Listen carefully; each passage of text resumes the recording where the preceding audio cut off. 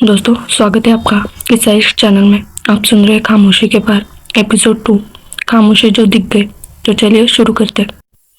सुबह अलार्म बजने से कुछ सेकंड पहले ही आरने की आंखें खुल गई। बिना किसी आवाज, बिना किसी वजह के बस खुल गई। कल रात का सपना याद नहीं था, कोई तस्वीर नहीं थी दिमाग में, कोई शब्द नहीं। बस इतना याद था कि उठते वक्त दिल थोड़ा भारी लग रहा था, जैसे रात में कुछ रह गया हो, अनजाना, अधूरा। वो बेड से उठे, खिड़की के पास गए। काश ठंडा था उंगलियों के नीचे। बाहर आसमान पर हल्के बादल थे, स्लेटी, बिखरे हुए, जैसे किसी ने केयरलेसली पेंट कर दिया हो। नीचे गली में स्कूल जाते बच्चों की आवाजें आ रही थी, हंसी, बैग की स्ट्रिप खींचने की आवाज। कोई ना चिल्ला के बोली, जल्दी करो। आरना कुछ देर तक बस उन्हें देखती रही। खिड़की के उस पार एक पूरी दुनिया थी, अपने रोजमर्रा में व्यस्त, और यहाँ सिर्फ वो थी, अपने अंदर के किसी भारी पल में खोई हुई। पर वो तैयार होने चली गई। ब्रेकफास्ट टेबल पर अंजलि पहले से बैठी थी। आज जल्दी उठ गई? चाय का कप उठाते हुए पूछा। नींद खुल गई। अंजलि ने उसे एक पल देखा, गहरी नजर से। कुछ परेशान लग रही हो? नहीं। सिर्फ एक आवाज, लेकिन उस हूँ में बहुत कुछ था। अंजलि जानती थी, सालों का अनुभव था उनके पास। जब भी आरना सिर्फ नहीं कहती, तब कहीं ना कहीं कुछ जरूर होता था। एक छोटी सी लहर अंदर गई, लेकिन उन्होंने ज्यादा सवाल नहीं किया। कभी कभी प्यार का मतलब होता है जान के भी ना पूछना। कॉलेज क्लास शुरू होने में अभी वक्त था। स्टूडेंट सब अपने ग्रुप में बैठे थे। दुनिया अब अपनी चल रही थी। कोई फोन स्क्रीन देख रहा था, हंस रही थी ये देखने, कोई असाइनमेंट डिस्कस कर रहा था, पेजेस पलटाते हुए, पेन से अंडरलाइन करते हुए, कोई वीकेंड्स की स्टोरी सुना रहा था, हाथों से कैप्चर करते हुए, आवाज में एक्साइटमेंट। आरना हमेशा की तरह अपनी सीट पर बैठी थी, खिड़की के बाहर देखते हुए। उसके आसपास वाली सीट खाली थी, जैसे सबने बिना कहे मान लिया हो कि वो अकेला रहना पसंद करती है। शायद सही माना था, शायद गलत, लेकिन कोई पूछता नहीं था। उसने अपनी नोटबुक निकाली, पेन चलाया, बस कुछ लकीरें, बिना किसी मतलब के। वक्त गुजारने का तरीका। बाहर से एक तितली खिड़की के पास से उड़ी। आरना की नजर उसके पीछे गई, जब तक वो नजर से ओझल नहीं हो गई। कभी कभी चीजें इतने आसानी से चली जाती है। साइकोलॉजी का पहला लेक्चर। क्लासरूम का दरवाजा खुला। सानवी अंदर है। आज उन्होंने डार्क ग्रीन कॉटन साड़ी पहनी हुई थी। कपड़े में हल्की सी क्रेज थी, जैसे जल्दी में निकली हो, लेकिन फिर भी एलिगेंट लग रही थी। लंबे काले बाल एक कंधे पर थे, हल्की सी धूप उन पर पड़ रही थी। जब वो खिड़की के पास से गुजरी, हाथ में कुछ फाइल्स थे, रजिस्टर के साथ। Good morning. Good morning ma'am. Class एक साथ बोल उठी। लेक्चर शुरू हो गया। आज का टॉपिक ह्यूमन बिहेवियर। बोर्ड पर मार्कर की आवाज चलती रही। हर इंसान कुछ ना कुछ कह रहा होता। सानवी ने लिखते हुए कहा, आवाज में वो हमेशा वाली काम, अथॉरिटी, चाहे वो बोले या ना बोले। क्लास ध्यान से सुन रही थी, आरना भी। शायद पहली बार। उसकी पेन अभी तक नोटबुक पर चली नहीं थी। वो बस सुन रही थी, हर शब्द को अपने अंदर उतार रही थी। सानवी पढ़ा रही थी, लेकिन बीच बीच में उनकी नजर क्लास पर घूम जाती। एक स्कैन जो टीचर करते हैं, सब समझ आ रहा है या नहीं। और हर बार कुछ सेकंड के लिए नजर आना पर रुक जाती। और लड़की अलग थी।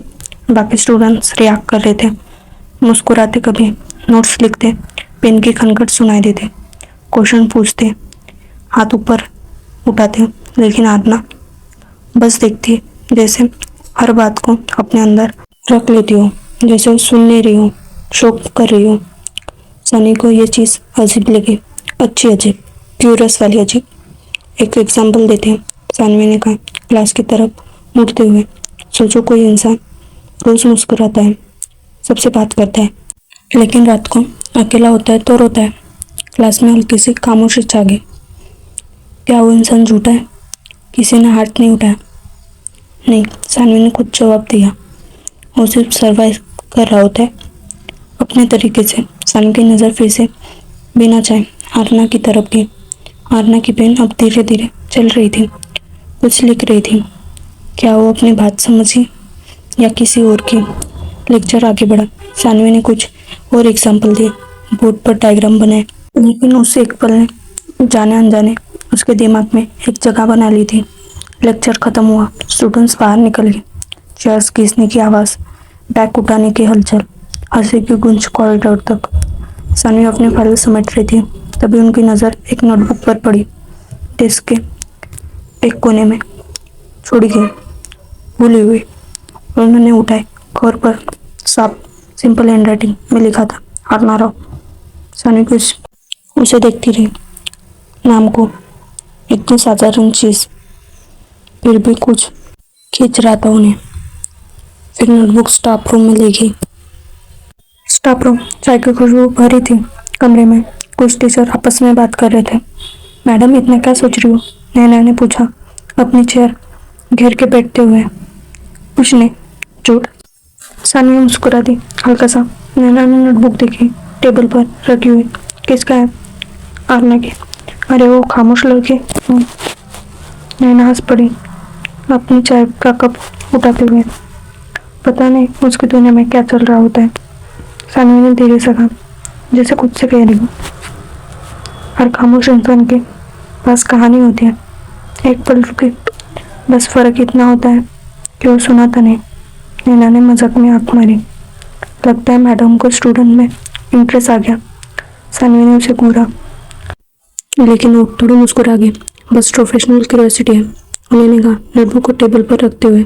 शोर शोर। नैना ने हाथ ऊपर किए, हंसी रोकते हुए। दोनों हंस पड़े, लेकिन कहीं अंदर सानवी सच में सोच रही थी, क्यों एक नोटबुक इतनी दिलचस्प लग रही है।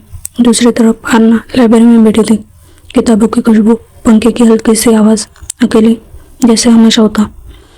सामने वाले टेबल पर कोई नहीं था, सिर्फ किताबें, धीरे से पलटने की आवाज़ और कभी कभी कोई पेज का खनकना। वो अपनी असाइनमेंट लिख रही थी तब जब अचानक उसे याद आया, मेरी नोटबुक। उसका दिल एकदम घबरा गया, हाथ ऑटोमेटिकली बैग में गया। ढूंढने फेंका सब इधर उधर, लेकिन नहीं मिली। सांसें तेज हो गई। वो तुरंत क्लासरूम की तरफ भागी। कॉरिडोर के थ्रू कदमों की आवाज़ दिल की धड़कन से तेज थी,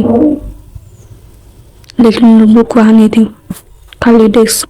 आरना कुछ पल वहाँ खड़ी रही, खाली जगह को देखते हुए। उस नोटबुक में बहुत कुछ था, ऐसी चीजें जो किसी को नहीं देखनी थी। पुरानी यादें, अधूरे खत, वो सब कुछ जो कभी किसी से नहीं कहा।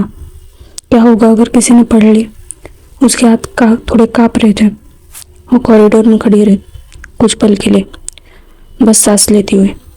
शांत हो, शांत हो, कोई नहीं पड़ेगा शायद। शाम, क्लास खत्म होने वाली थी। स्टूडेंट एक एक करते जा रहे थे। आना भी जा रही लगी, धीरे धीरे सोचते हुए। उसका दिमाग कभी भी नोटबुक पर था। तभी कॉरिडोर के दूसरे कोने से आशु आती हुई दिखाई दी। उनके हाथ में वही नोटबुक थी। आरना एकदम रुक गई, पैर वही जम गए। उसकी नज़र नोटबुक पर टिक गई। दिल की धड़कन तेज हो गई। सानवी उसके पास से गुजरी धीमे कदमों से। एक पल के लिए दोनों की नजरें मिली, बस एक पल। न सानवी ने कुछ कहा, न आरना ने, लेकिन उस एक पल में कुछ था, कुछ जो दोनों ने महसूस किया लेकिन समझा नहीं। सानवी ने नोटबुक उसकी तरफ बढ़ा दी। शायद ये तुम्हारी है। आरना ने धीरे से नोटबुक ले ली, उंगलियां थोड़ी कांप रही थी। Thank you ma'am, welcome. Saanvi एक पल के लिए रुकी, जैसे कुछ और कहना चाहती हूँ, फिर नहीं कहा। क्लास में अच्छी चीज़ें लिखते हो, इतना बोला हल्के से मुस्कान के साथ। कंटिन्यू रखना। आरना ने कुछ नहीं कहा, बस सिर हिलाया। क्या उन्होंने पढ़ा कुछ? नहीं, सानवी ऐसी नहीं थी, लेकिन फिर भी उसके दिमाग में वो सवाल रह गया। सानवी आगे बढ़ गई, बस इतनी सी बात, सिर्फ कुछ शब्द, लेकिन पता नहीं क्यों दोनों के दिमाग में वो पल रह गया, जैसे एक धागा बन गया हो। बहुत पतला, बहुत हल्का, लेकिन बना जरूर था। रात घर। आरना अपने कमरे में बैठी थी, नोटबुक के पन्ने पलट रही थी। धीरे धीरे हर पन्ने को देखते हुए कई सानवी ने कुछ पढ़ तो नहीं लिया। कुछ पेजेस पुरानी थी, स्कूल के टाइम की। एक पेज पर एक पुरानी ड्राइंग थी, दो लड़कियां हाथ में हाथ हंसती हुई। आरना ने उंगलियों से उस ड्राइंग को छुआ। कितना टाइम हो गया था। अचानक उसकी नजरें आखिरी पेज पर गई। वहाँ एक पुरानी डेट लिखी थी, मैं न भुला रही, और उसके नीचे सिर्फ दो शब्द, मिस यू। आरना का चेहरा धीरे से उदास हो गया। आंखों में एक धीमी सी नमी आ गई, जो गिरने से पहले ही रुक गई। उसने आंखें बंद की। एक पल के लिए कोई चेहरा दिमाग में आया, हल्का सा, धुंधला सा, फिर गायब हो गया। उसने नोटबुक बंद कर ली, धीरे से, जैसे कुछ छुपा रही हो खुद से। खिड़की के बाहर अंधेरा पड़ता जा रहा था, और कहीं ना कहीं उसके अंदर भी एक रास्ता जो उस नोटबुक में छुपा था, और आज बहुत पास से कोई उस रास्ते के किनारे तक पहुंच गया था। कभी कभी सबसे गहरी बातें सबसे छोटे शब्दों में छुपी होती है। अगली बार एक और मुलाकात, और शायद कुछ और सवाल।